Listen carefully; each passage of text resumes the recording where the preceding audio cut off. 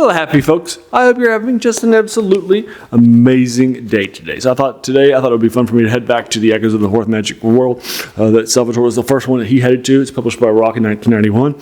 And after his publication of the stuff in the Dark Elf series set in the Forgotten Realms early on, that really put it on a map in a major way. And he became my favorite author very, very shortly after I read his stuff.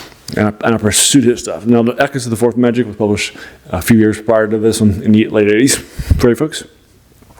And it actually has an ending that makes a sense for the story, but it doesn't leave, like in the last couple of paragraphs, open for the second book. And that sort of thing. But I like the other. So there's a regular ending you would expect. And then there's a surprise ending that you wouldn't. And then the ending that I just mentioned. And that sort of thing. So basically the idea in Echoes of the Fourth Magic. So basically it's a science fantasy, if you will. So the idea here is that we have this giant advanced unicorn, submarine called the Unicorn, like I said, with a giant crew, huge stuff, and that sort of thing. It's huge. It's the pride of the Navy and the thing. It's all about bringing peace and science and that sort of thing. And so that vessel sets out, and unfortunately, its first mission, since it's going over to the Bermuda Triangle, and then the thermonuclear war happens with stuff, and they destroy the world, and it was sent forward in time by being caught in the Bermuda Triangle. And that sort of a thing, and now it's centuries into the future, and that sort of a thing, and now they survive out our life roughly 89 people, roughly, I don't remember the exact number, and then they get out in the life raft, and they're heading, and they can see how destroyed everything is, and how devastated it is, and then after a few days of just drifting, they get to this giant wall of light, yellow light, and that sort of thing, so they cross over it. And in here, everything is nice, and the stars are shining, and the sun's normal, and that sort of a thing. And now they have arrived in what we would call the post-apocalyptic fantasy world, rather than post-apocalyptic science fiction.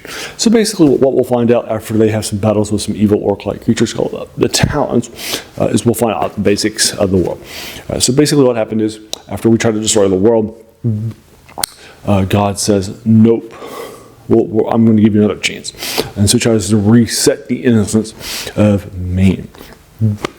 And that sort of thing. So he brings magic to the world, and he with these 4 colonnade creatures and so forth that our main character refers to as angelic. They will sort of create, and they'll take together 4 children of the apocalypse that survived. And then they will each teach them magic so they can be the stewards and the guardians of this new world. And they create the laws, all the rules for the worlds, and that sort of a thing. And then humanity will start in this new place. And there are 4 magics. The 4th magic is forbidden. It's technology. You're not allowed to use it anymore. The 3rd knowledge is domination. It's also forbidden too. But our big bad will specialize in it. And then the first 2 are normal magics, like earth, or stuff like that, or the second one, the silver mage, will be good at the second one, which is all about people and helping them out. So a few generations in order to test the people, and also because of the mutations too, a race of creatures that are called that we would call orcs or goblins today, but which they call talents, are born, and they will only them. And so because of their innocence, they treat them nicely and that sort of thing, but they're mean and nasty people. Ultimately, the worst, the most powerful, we'll say he'll take them out and we'll exile them and then come back. But he stays with them. That's Morgan Velocity, the big bad, the one who can specialize in domination.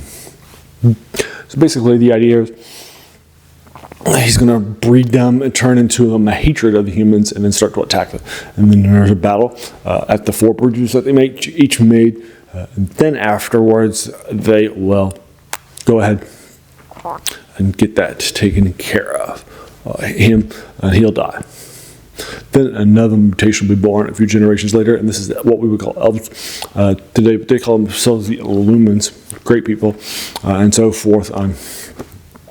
And because of the mutations, so they get sent out to get killed and so forth by one of the leaders after a few generations, after some political turmoil, and that sort of thing. They'll get taken to a place called Illume, and then the hell instead the wizard will actually hide them there, and so forth, and give them long life.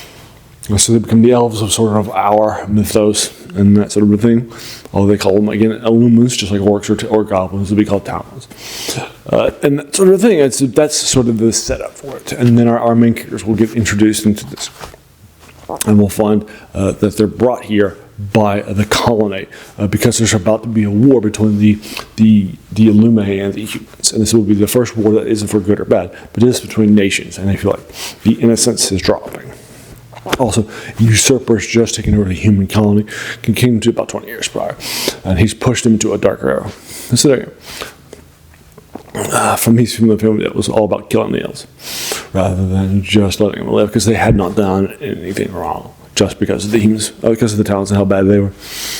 So there you are. So that's the thing. So they're brought here to help bring peace, and that sort of thing. If that makes sense. Alrighty, so one of the characters in our primary point of view character, Jeffrey Del Judas, is somebody who will, we call it Del. He's going to have sex with his love interest, the witch of Andor. I'm sorry, is it called Andor? I think it's Avalon, the witch of Avalon. She's one of the 4 wizards. They'll have a charm.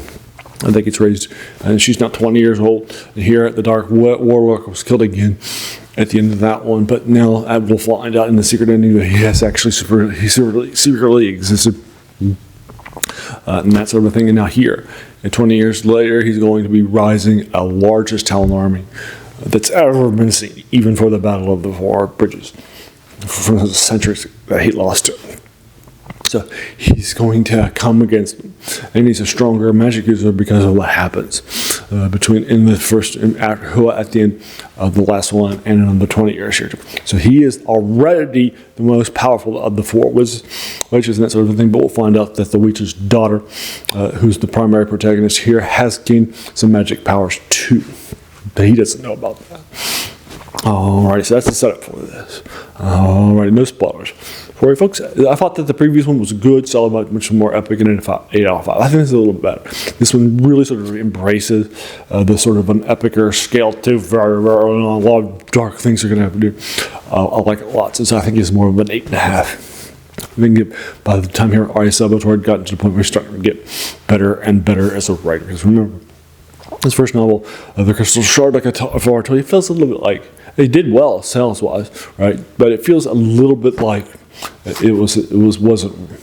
It can feel a little bit like a work that a person might turn in for their English class at a college, rather than something that was professionally written. And it was his first work. No offense to him, right? But it can feel a little bit like I mentioned before.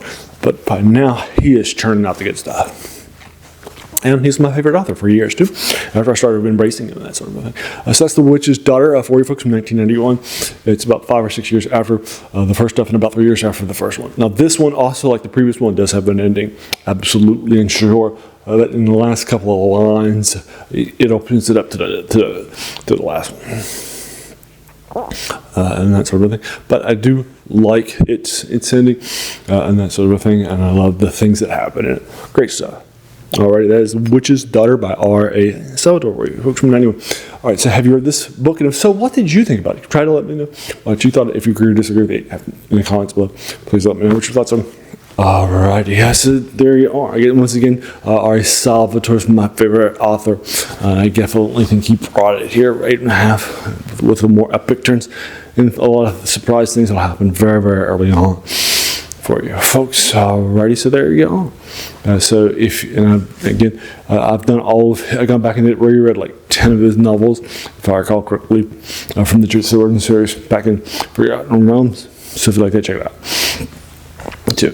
Alrighty, so and then after I started reading more Warcock, he became my favorite author for this year or whatever. He was definitely my favorite guy back here in 91.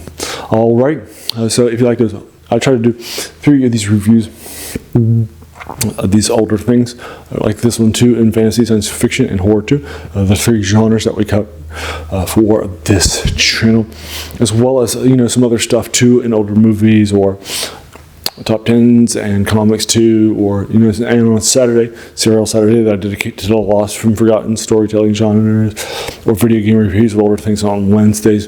And on Mondays, I do RPGs and that sort of thing. For example, and that sort of thing. Something like that. So check them out. So if those 7 older things from sound like a fun thing for you folks, then definitely do all the YouTube stuff, right? The subscribe button, just watch my videos, right? And that sort of thing, as well as just check out the things like hit the like button, the bell icon, it to be notified of my 7 videos a week if you're feeling frisky, and then just share it. But the key ways of doing it and building up my channel are just to watch and then to share it with your friends too. And just do as much as you want to, don't feel pressure. And we all got busy lives. And as you can tell from all those older things I do per week, that's the passion of this channel. It's also where the name comes from too. The worst thing about new books. It's a quote by a French philosopher named Jacques Joubert, who said that the worst thing about them was that they kept us from reading the old ones. Not that they're bad, right? But in our passion for the new book, the new movie, the new video game, we've oftentimes forgotten that they're built on the shoulders of giants. Not that they're bad, right? But just that, in our pursuit of the new stuff, we've forgotten all the older stuff that really is higher quality stuff. So that's where the passion of the channel. It's also where the number one strength context comes from on the Strengths Quest personality type, for example, in Gary Gygax's first edition Dungeons and Dragons, and it's in the DM's guide, there is something called Appendix N, where he lists all the influences, right? And so I gain a stronger influence for his stuff. So I'll do a lot of his stuff, just as an example. That's for his channel. All right, that's it. There you are. And I want to thank you so very, very much, for just taking some time out of your day and investing it, right? And watching my videos, because we all have so many things, right, that are happening in our lives, and we're pulled in so many different directions, right? So the fact that you spent this time with me, that's incredibly humbling because of all the stuff that's happening to us. So thanks again, and have an amazing day.